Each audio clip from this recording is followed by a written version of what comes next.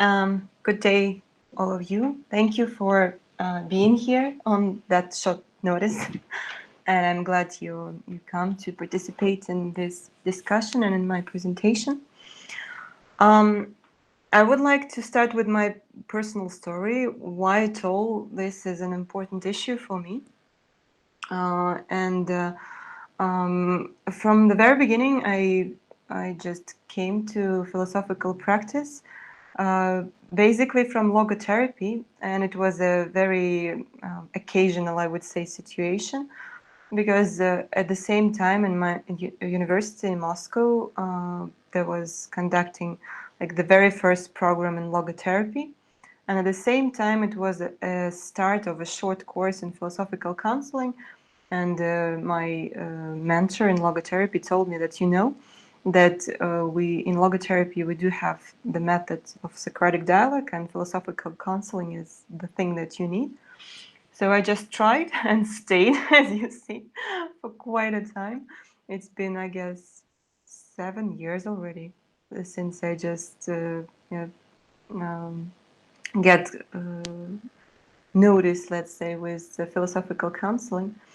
And for quite a time, I guess for 4 years, maybe even more, um, I was I was I was studying philosophical counseling and started practicing it like a consultant and tutor, studying with Oscar Brunifier. And for those time, I was quite convinced that this is it. I mean, this is just the philosophical counseling, and that's it. Nothing else is existing. And when I was starting to like interact with my like not even interact with an international colleagues, but when I learned from my mentors that the such conference as ICPP and others are existing, I opened like the whole new universe for myself, that there is otherness. I mean, there is otherness in philosophical practice as well. And I was quite confused that I just like happened to know it just by my own. That no one told me that there is different approaches in philosophical counseling, that there is a whole history of philosophical counseling, that I mean, we do know that we have a, like, let's say, an ancient history, but that there is a contemporary history as well, and that this is what brings us to very different approaches in how we can do philosophical counseling or philosophical practice. And that would bring me to another program, master program in Romania. And I was thinking, okay, maybe this will help. And maybe this will help, like, just to clarify the lack of some maybe theoretical background, or also the lack of differentiating between philosophy, philosophical practice, and something else like psychological practices, or closed subjects. And maybe it will also help to get known with some different approaches, since this program was aimed to invite other practitioners from other backgrounds and other methods. And for now, I can tell you that none of this is happening, because mostly what I'm facing with is that even if we are facing with some otherness, with some other method or other approach, it stays theoretical. So it's like a descriptiveness. And okay, this approach is existing, another approach is existing, and here you can check this video or this article or this book. But the essential thing, like the core, the essence that should be happening, is not happening. So me practicing, or with my colleague, or with some practitioner that is qualified in this method, me doing like manually, orally, this session or workshop, consultation or whatever in this new method, is not happening. Even, for example, in Romania, we do have a philosophy for children subject, and basically we philosophize with children, and this maybe would go with what Abhishek was saying previously. So we are philosophizing with children like we understand philosophizing. So there is let's say an introduction. There is some kind of ideas, or maybe cases, or maybe topics, stimulus, yeah, and some kind of ideas for questions. But there is no such a part as learning a skill of questioning. So basically, if you are able to do it yourself, then you would succeed in this. If you are not, you would just basically reading script in a way. I have a story, I have questions to this story that was created by somebody else, and I'm just asking those questions, and that's it. It's like, if I succeed to somehow deal with the answers and somehow problematize them or deepen them or conceptualize them or do something with them, that's great. If I'm not, then okay, not happening. And this put me to a very difficult in a way situation. I started just to investigate. Okay, so these two programs that I'm aware of, maybe there is something else that I just don't know about, which provide this this balance in a way, balance between theory and balance between practice. But so far, I can tell that I haven't found one, and I will share now with you the screen, and it would be about these problems, maybe more in a more conceptual way, problems with philosophical programs that I faced, and also I will show you the content, let's say, of programs that I found. Can you see now my screen with doc, Word doc? Yes. Okay, perfect. Yeah, so I shared with you my personal story, my personal issue, how I came to this. And yeah, so I basically touched some of these problems around educational programs. This lack of information, so I should dig in by my own, and basically I should dig in even with translating some websites from Korean, Japan, Greek languages, from all these languages that I obviously have no idea about. And I just need to dig into this information and to search this information in this particular language, just to have an impression. It's like, okay, how philosophical practice and educational programs in philosophical practice look like in different countries around the world. And yeah, as a continuation, it's like there is lack of access to those programs, so they're restricted, let's say, by the local language, by the fact that they're happening like absolutely, not absolutely, most of them are happening offline, and there is this documentary bureaucracy. For example, I faced it, and I'm still facing it, and maybe it would be the reason why I won't be able to continue my program in Romania with documental bureaucracy, because for me it's quite it's quite like paradoxical and sarcastic even, or awkward, the fact that I'm being here in Russia, like being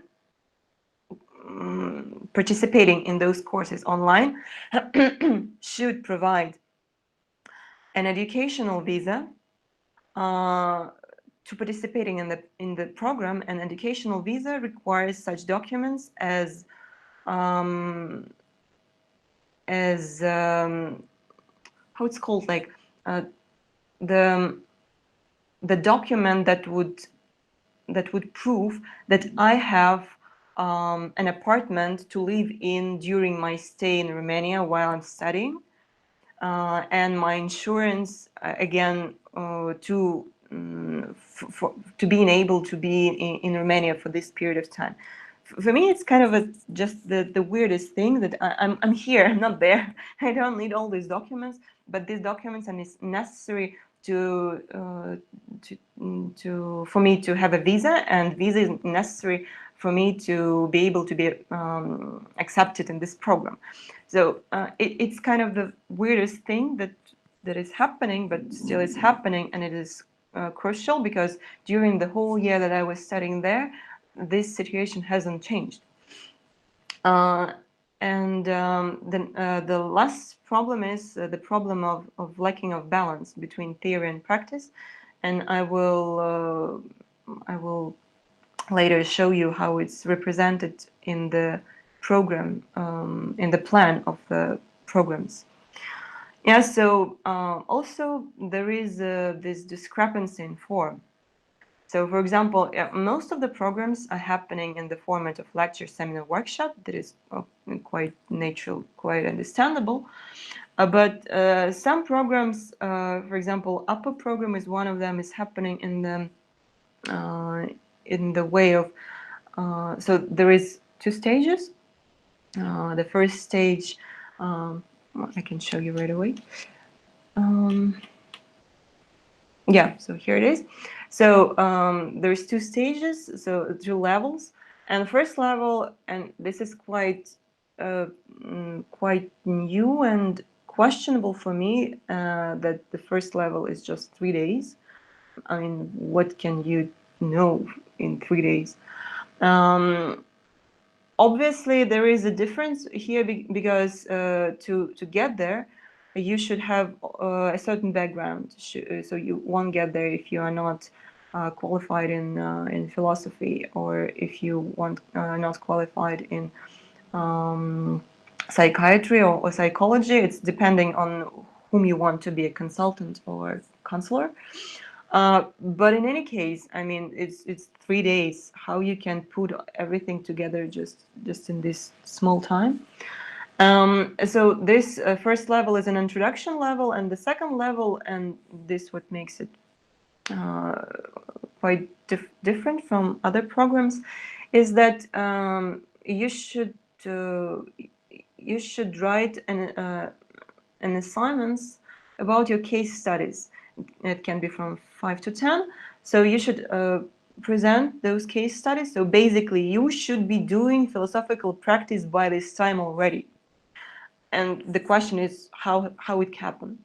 and then you are writing those assignments, like presenting your cases, evaluating them yourself somehow, with disadvantages and advantages, and then you are having a meeting with the mentor or tutor, and you discuss things like what might be you missed. So here it's like it's an interesting format, but the still question is how I came to the fact that I'm already counseling somebody and that I already having those cases. It's like what background previous I should have to be able to call it philosophical consultation and to provide it. And so another form, another form is assignments, just assignments, and it's happened with the Greece. I just had a small email exchange with the professor from Greece, and he just told me, I'm sorry, I just go back to the same page. Here it is. So he told me that you can participate in this thing, and It lasts 1 year. You should do in written 12 assignments, so one assignment a month, and you are not able to like provide assignments earlier than 1 month. So just like you should meditate in a way 1 month on one assignment, and then that's it. You just pass the whole program. And for me again, it's kind of questionable. Maybe I missed some part, and maybe there is something that, like let's say some check-in, which shows that okay, now I am qualified enough to be called philosophical counselor or philosophical consultant, and to provide somebody philosophical consultation. But so far from this program and from this assignments, I cannot see this. And by the way, in a green, I just highlight on the practice part. Yeah, so you can see how small in a way it is in the whole this list of subjects and topics that are going to be covered. Yeah, so coming back to the problems, I see the discrepancy in focus. Yeah, so some programs are focused on theory, and most of it is theory. For example, even this Romanian program that I'm in now is mostly theory. So there is practice, but it's just like self-happening practice. For example, now during the whole year, the practice that we were having is just a practice with children, and we supposed to do just 2 workshops with children. It was the only practice during the whole year of education that we were doing by ourselves, and then we again ourselves were evaluating ourselves, and we were presenting this as a SWOT analysis as an exam, and just basically hear the feedbacks like, okay, cool, or okay, you can take into account this and that, and that's it. And yeah, the discrepancy between or maybe not discrepancy, but the focus that is in those programs on some specific fields. Yeah, for example, again in Romania, in the first year, there was a specific focus on contiguous fields. So we were knowing something about psychoanalysis, about some different psychological fields, and briefly were mentioning some approaches in philosophical counseling. But again, it was just like a few words about them, basically, without cases, without, and obviously without any practice. Yeah, in India, in one of there is several programs in India. In one of them, there is a focus on various approaches in philosophical practice. Maybe Abhishek would be more would have more knowledge in this, how it's happening from the practical perspective.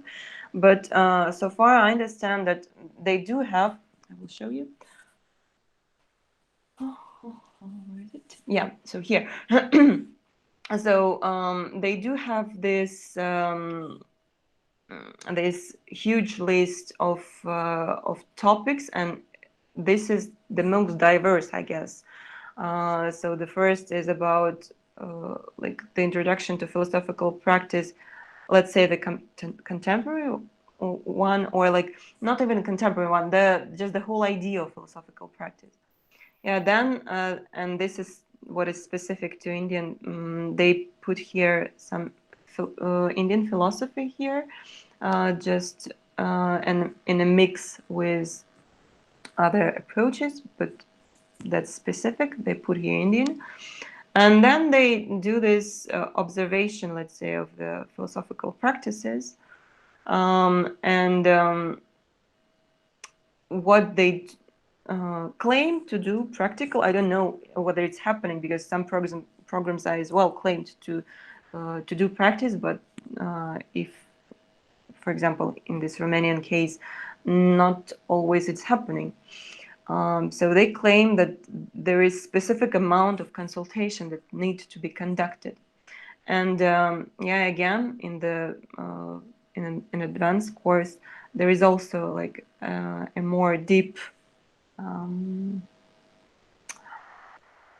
deep knowledge of methods that is now represented among philosophical practitioners. And again, as a practice, you should be able to conduct those consultations and discussions. So this program, let's say, is more or less balanced between theory and practice, but there are some which are not. For example,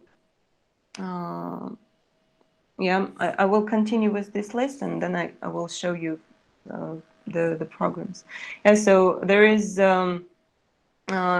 German program that is totally focused on philosophers, and there is such program as Oscar Bernifier conducting.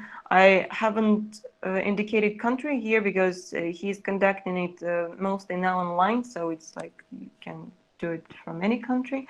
We did it from Moscow when he was coming to us each month, and from 2 years back, I guess, he and his team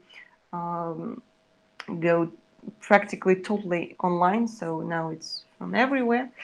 And the logic-based therapy is also like focused on this critical thinking skills. Yeah,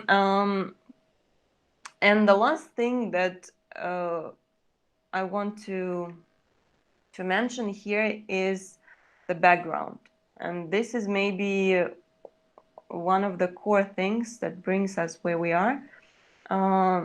Because when pioneers in philosophical practice were establishing those programs, they obviously came there just from the philosophical background. You will not be able to be, I don't know, like in human resources or in care or whatever. You should know philosophy and then come to an idea that, okay, maybe it's not just theoretical, or it's at all not theoretical, it should be practical because it should speak. And so, okay, I come to a level that I'm practicing philosophy. But now it's not the case, because people coming to the philosophical practice and know of its existence, being in human resources, being a coach, being a counselor, a consultant, I don't know, a manager even, and still feeling this lack of philosophizing and lack of maybe skills that he or she needs to improve or to like to turn on his or her own thinking, or thinking of their interlocutor, and to implement it in a consultation or at work or anywhere else. And from this standpoint, we shouldn't expect from people coming to philosophical practice programs that they already knew philosophy. And that's the question. It's like, okay, in this case, should we spend years or year or some time to introduce them to philosophy? And if yes, then in which format and to which philosophy? And if no, then why? Yeah. And on this moment, I would just briefly yeah, and the last thing, yeah, also important thing, is that in those programs there is this ignoring of personality of practitioner to be. So, for example, and I share here my story, that at the time when I was studying philosophical counseling with Oscar, I was in love with critical method, because I personally was totally in my head, so it was natural for me to be just there.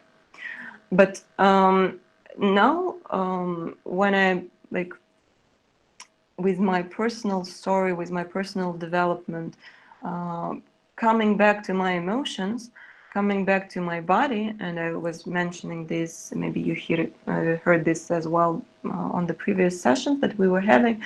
I feel sometimes impossible to be critical because it just I don't feel like in this moment, and it means that I should have or I should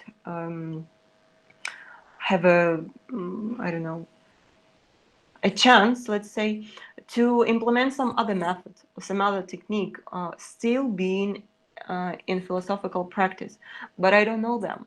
I don't have an access to them. I haven't learned them, and that bring me to let's say to the very beginning of studying it, because now I should somehow yeah shapen, let's say, myself, or not maybe shapen, but just try to find another solutions to express myself as a practitioner philosopher without betraying my own nature.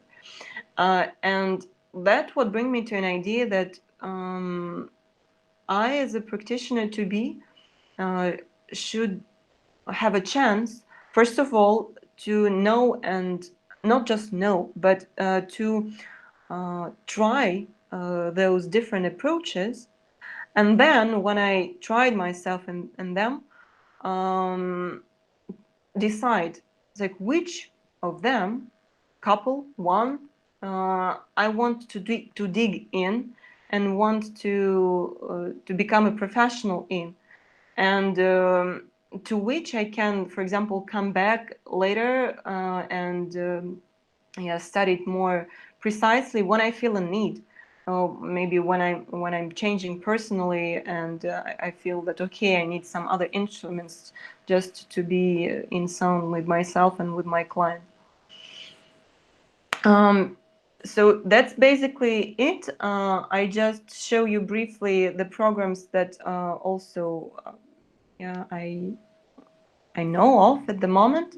And if you want, I can send you this very same document, so you can just in a quiet and mode, just to reflect on them or to read them, because there are quite many. So there's one in Austria, and Donata told me that she unfortunately won't be able to participate here today, but I hope maybe we will discuss with her later. Yeah. Some ideas about this program. So there is several programs in Germany, and I showed you some of them. So there is one that is conducted by the BVPP, and there is another one that is just based only on philosophers, as I told you recently. So it's like the perfect thing to know philosophy, like the philosophy itself, because they spend like a weekend on thinking about one of those philosophers, and you just like um, basically feel it, because it's like several hours in a row that you just doing this. But as you see, even the question of philosophical practice came at the very last module of the third year. And for me, again, it's there is a question. It's like, okay, I can be brilliant in philosophizing about text, but what would I do with a real person if he came to me? It's like, okay, I know about all these brilliant philosophers and their idea, and now I broaden my perspective about this theories, like to the sky. But how I would be applying all this when a person would be, I don't know, crying in front of me, suffering with something, and it's like, what will I do? So India was also showing you and mentioning. There is Mexico here. And it's very interesting that in Mexico and Portugal, there is also a very interesting balance between all these aspects. So there is a balance between like what is philosophical counseling. There is some practical aspects, and there is like some information about how you can be like connected, let's say with current reality, like in a way logic in 20th century, yeah, or some contemporary database. And in Portugal it's even more, yeah, so they have this even block like a job market, so you won't be totally lost. And in Romania, I guess we have this as well in the second year. So some kind of a connection with the reality and how you can be doing, or how you can be providing your services as a counselor or consultant. Yeah, here is Romania. And yes, USA and Greece I showed you already. And in the very last moment that I wanted to share with you is this question that I invite you to discuss. So maybe it's just me who see these problems in all these programs. Maybe you see it differently. And what do you think? Like, should we modify them? Should we leave them as they are because they're just in sound with culture or institute, or yeah, professors who are providing it, or maybe with a potential audience? Should we create another? And I will tell you later about this another that as I see. And what elements you find crucial for philosophical practice program. And the most, I guess, or one of the most important things is like what is considered to be practical or practice.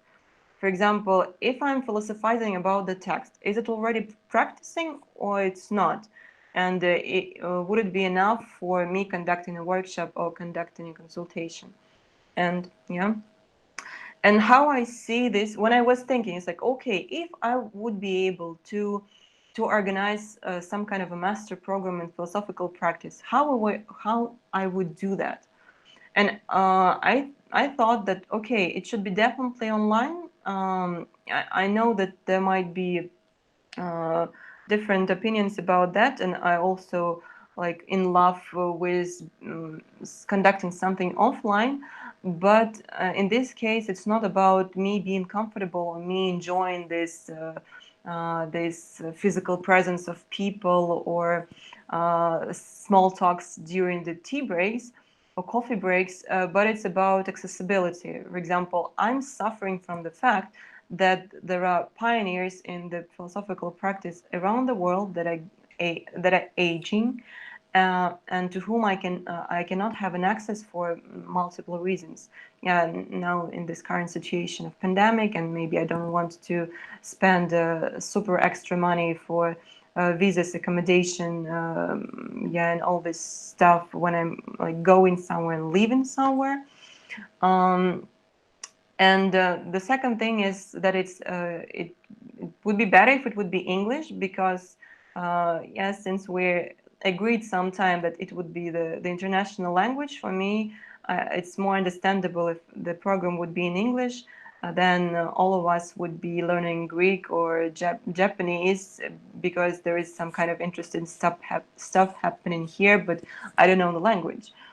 And another thing that, like technical in a way, think that it would be better if it would be conducted by an association of institutes, but not one, because when there is one, there is a tendency to put everything on itself, like again this bureaucratical thing. And the way how I would see it, the what? Let's say like modules, yeah, the essence, the plan. Yeah, so the first year, or maybe it won't be a year, maybe it would be like module, but let's call it a year. So for now, uh, so it would be great just to philosophize with texts and to learn. I call it like how PP was before Eichenbach. I mean, like the whole philosophical background that was by this time, because this should be just an essence of what philosophizing is at all. This thing, and another thing is that there should be this, let's say, a connection, a touch with this otherness, yeah, like getting used, let's say, to think in this mode, just to feel what it is. And this I called the block when philosophy and psychology were more or less the one. Yeah, because most of this period, one was the part of the other. And another block in another year is what philosophical practice is today. And this is like the contemporary practices and the differentiation with the contiguous fields. So in our days, where philosophy and psychology are not the same, they're differentiated. During this year, there is a chance to try yourself in different methods. It's not deep, but it's a touch, and it's a practical touch when you feel whether this or this method, this or this approach is sound to you, or it's not yours, and you want to try another one, and you feel more comfortable and more useful for others in another method. And the third year is, or third module, is the module when you decided, like an institute basically, I choose my specialization. I want to specify in this method, in this approach, and I will dedicate myself to learning this deeply, not again on the theoretical level, but on the practical level. So I would be practicing this. And since I would soon be a practicing philosopher, I need to somehow to communicate with reality. I should know practical aspects of the field. So yeah, here ethics would come, and branding, and this job market, and everything that would be more or less necessary for me as a practitioner when I would be thinking about providing my services. So I will stop here, and I will stop sharing the screen, and I invite you to share your ideas about what do you think about that? How do you feel about that? Do you share these ideas or problems or pain like in my case? So floor is yours. Thank you.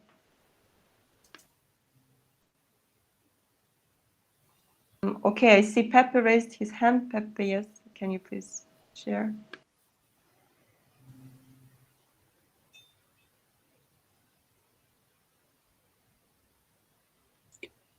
Sorry, Pepe, your microphone not work.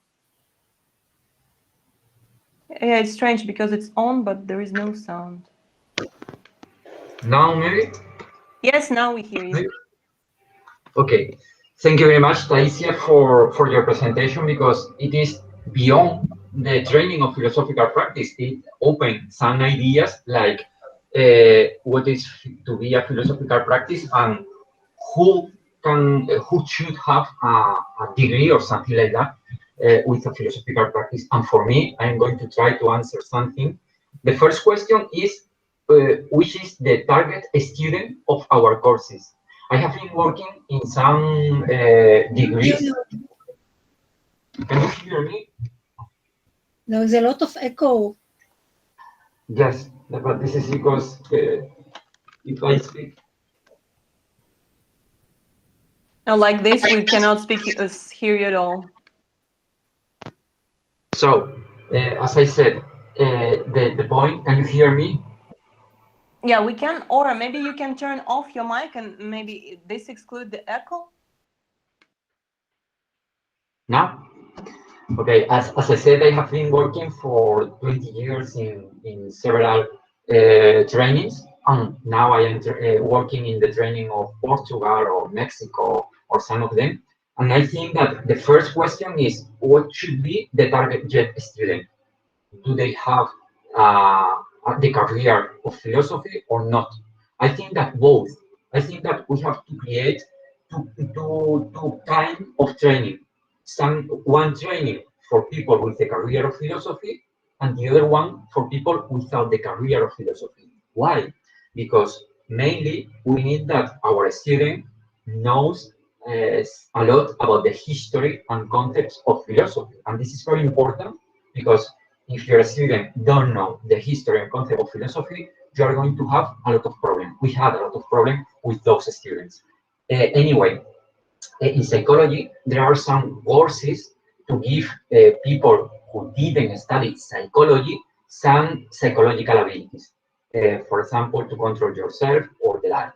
So I think that the second kind of training could be to give some people without the training without the career of philosophy to make some courses, for example, to develop a Stoic workshop, but just Stoic workshops, or maybe Cartesian workshops, but just Cartesian workshop. So I think that it could be a solution.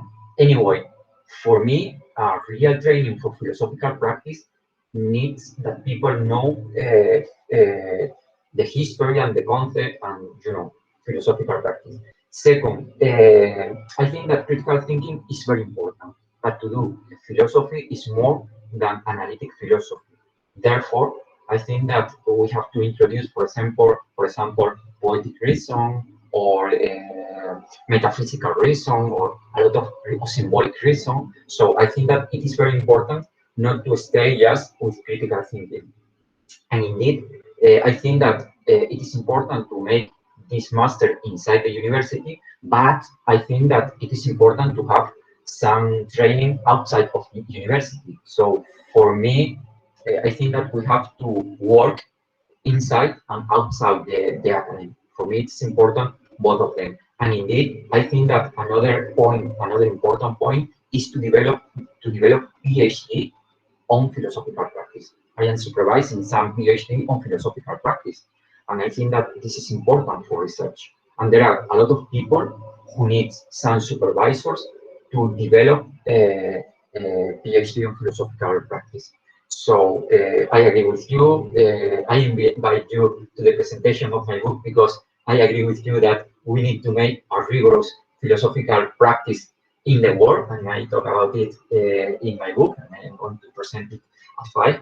But I think that we have to be serious. But as you said, it's good that we have a 3-day course or a week course on philosophical practice,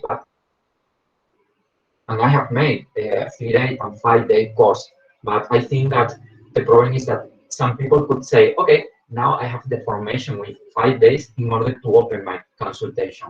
And this is a risk for all the field of philosophical practice. So in the university, you cannot do it. If you make a master, we had a master 15 years ago, you need 2 years to make a master.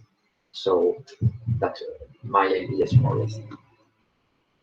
Thank you, Pepe, for contributing. I have a question for you. Have you, or do you see the difference between making some courses offline and online, and how it influence let's say, the quality of students and their practice after? For me, now, in the present situation, there is a lot of differences between online and offline. Why? Because here, for example, we have an online relationship, do more or less the same online and offline. In addition, now we have philo cafes online, for example, or ice cream online, and a lot of activities. And I have a lot of counselors online. So for me, this is not a problem. The problem is that people should have some experience outside of internet. What do I mean? I think that it is important to have some agreements with institutions in order our students go to those institutions to make some practices. And this is very important, and in some occasions it is very complicated. In our experience, it was more complicated because if you have, for example, 20 students in a master degree, at least you need 10 agreements with institutions or with people in order that students can develop consultation or workshops in some institutions.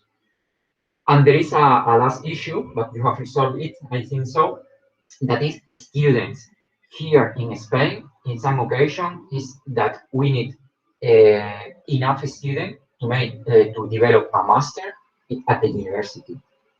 And in some occasion, for example, here in Spain, we have two generations to make it, but the third generation, it wasn't possible because there wasn't so many students at the faculties here in Seville. Anyway, I think that a solution is what you say. Let's make an international master or a national master or a national training in English. Or for me, it's important you talk about language in English and in Spanish. Why is in Spanish? Because normally in Latin America, people don't speak English.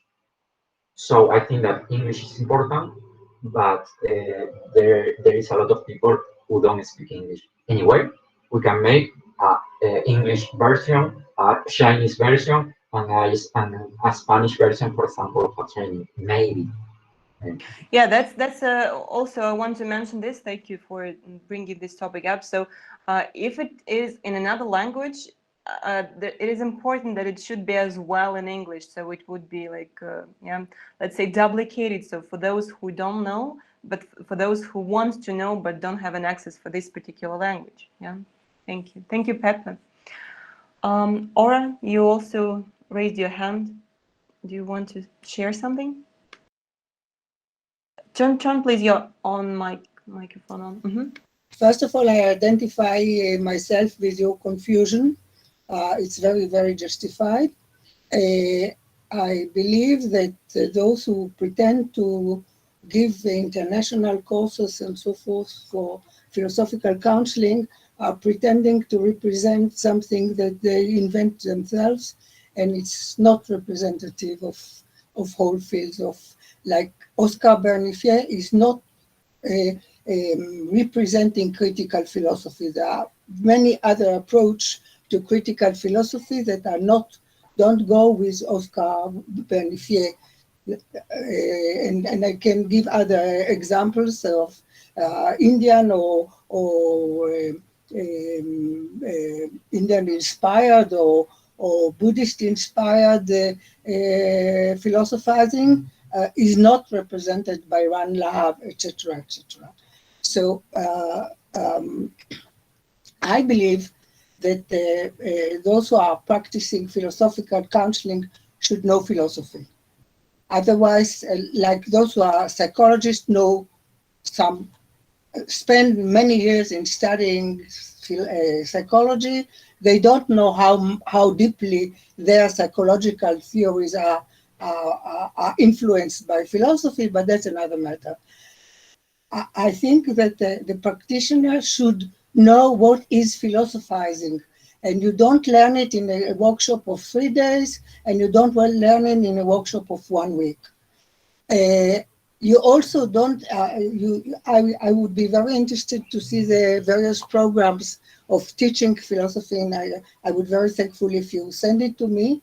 But I believe that in most countries, there are no such programs, and there are no such programs because there is a disagreement among philosophers about what philosophy is and how philosophy should be applied, if it should be applied, and how it should be applied. It's a matter of debate, and this should be clear. My approach to philosophy is precisely that. It is a matter of debate, and that's my starting point of working with people as well. But if, for instance, in Germany, in some university in Germany, let's be exact, it's not in Germany, some university in Germany, somebody teach you some different approaches with about 20 thinkers.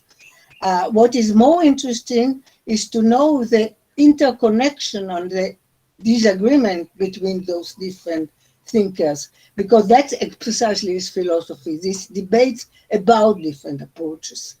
And I think that this should be in the program, not let's see, there is this and this and this as a collection, but a kind of trying to see what's the point here, what's the point here, and have a critical attitude to each of them. And I'm afraid that in most programs, this is not taught. And And you are very, very justified in feeling uneased about this, because the confusion is real, and I think there should be more debate about what is philosophy and what is philosophical and philosophical counseling, not just anybody exposing his own approach, but a dialogue between approaches. And this is missing in Thank you, Aura.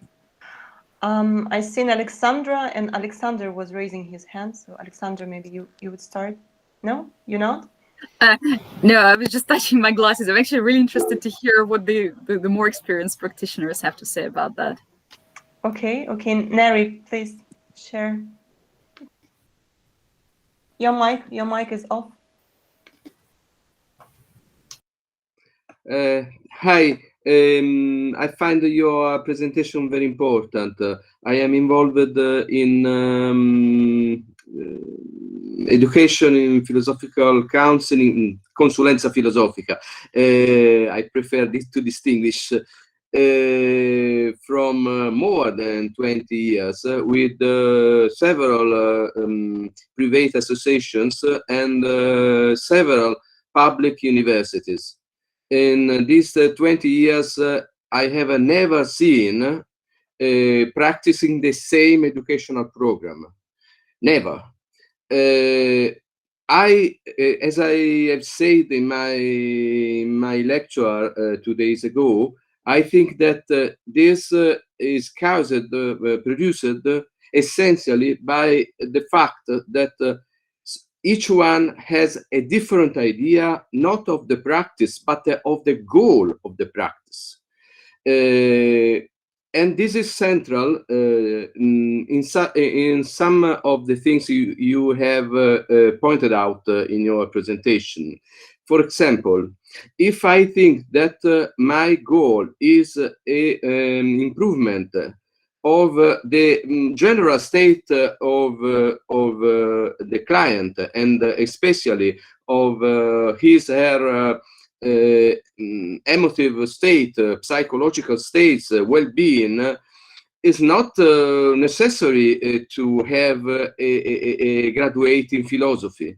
We can have educate another graduate, giving him some element in philosophy. But if we think that our goal is improve the thinking of our counselee, we need a graduate in philosophy. Obviously, as I have said in my presentation, I have an improvement of thinking is not separate to have an improvement of the rest of the human being. But if the focus of our work is in a direction, we need some tools and some education. If our focus is on the other side, all change. To conclude, the problem is large and important. I think that will be important to have a network to discuss these questions together, also at distance, even with article and writing. But to give an indication about what I have matured in these 20 years, I think that the first thing to give in an educational program is a clear idea of our profession. Therefore, it is important, it is possible and important to distinguish different education for different idea and goal of the practice. To avoid first, and this is possible to do also at distance. My actual program, personal program, not in an association. Your point is right, but it require some distinction. And also to explain, because now after to have teached in out in a lot of your organization, I have a personal course in education. This is possible to do at distance, and now I have 2 hours of lesson every week for an year. Every week I meet at distance people to discuss question of identity, methods, approach, and so on. The second, it is an important critical analysis of our worldview. A practitioner must have a clear idea of his position in the world and a flexible idea of his position in the world to avoid to impose our idea to the other. Third, is important to have some precise,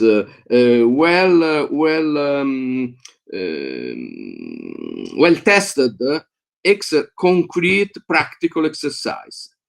I do this, and I was doing previously also in organization, this in presence, experimenting some form of philosophical practice one-to-one.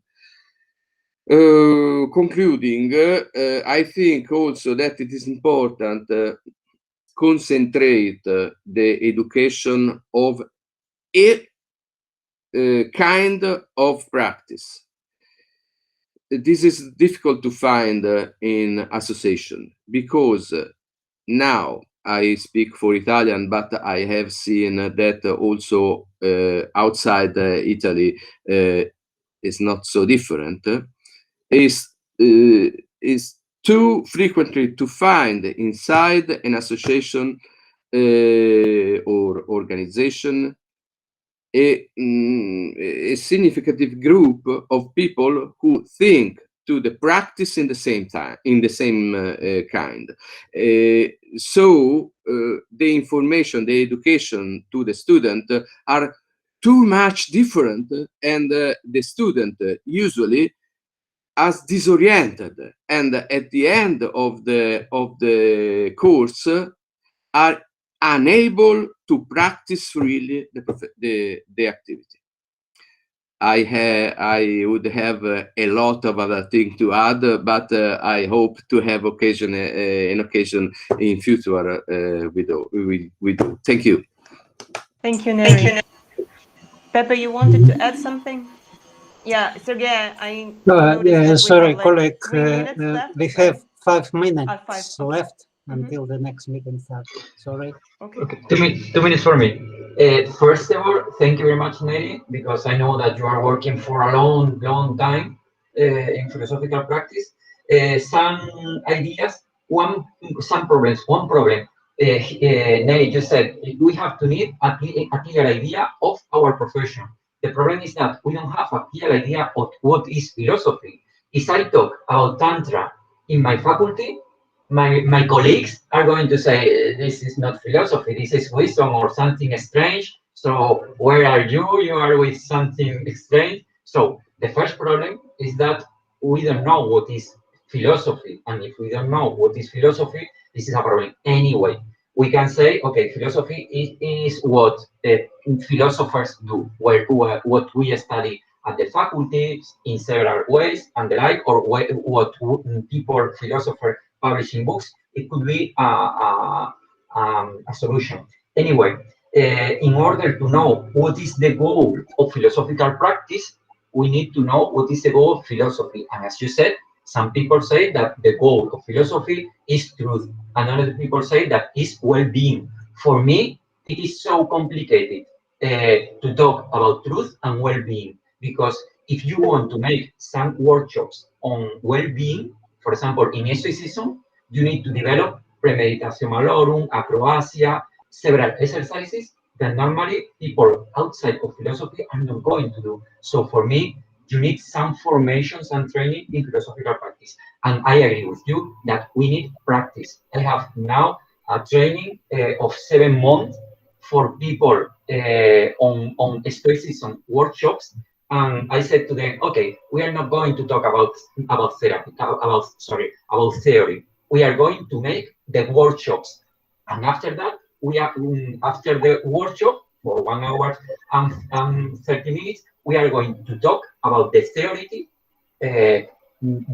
beneath, under the practice. But I agree with you that we need practice, and in mainly all trainings, the first year, the first generation is too theoretical. So the proposal is, let's start with practice, and then we are going to explain the theory under the practice. But it's important to know the theory. But in some occasion, I have seen some workshops, some philosophical workshops, and I had to ask myself, why is this philosophical? So I need 5 minutes, 10 minutes in order to know why it was philosophical. Thank you, Pepe. Thank Sergey, you. I know We have we need a to very stop. hard time limit. Yeah, we need Maybe to stop one here. phrase and one sentence, and we One phrase. can. Okay, or You said, Pepe said you have to know what is the goal. No, you have to explore what is the goal, because different philosophers have different ideas of the goals of life, of teaching philosophy, of criticizing knowledge, etc. So you have to make your own exploration and take your own position. You have no way out of this. In order to philosophize, you have to explore and take your own position. And it can be different than the position of another philosopher. But you have to understand why you make this or that choice. So you need philosophical exploration, and in 3 days workshop, you don't learn how to make those explorations. Thank you, Aura. I would like to conclude. First of all, thank you all for participating and for your comments and for your contribution. I see several comments in chat, and I just briefly want to go through. Anu, I would very much appreciate if you share with me this program, this information about the program, because it would be, first of all, contributed to this topic and to another one that we present with our colleagues in the evening. And Matthew was asking about, is it risky to combine several techniques and separate techniques? I would tell you that it's as risky as breathe out and breathe in. I mean, it's different, but it means that there is time and space for difference in the practice. Yeah, yeah, there is a comment from Alexander. Yeah, that's the point that I want to make.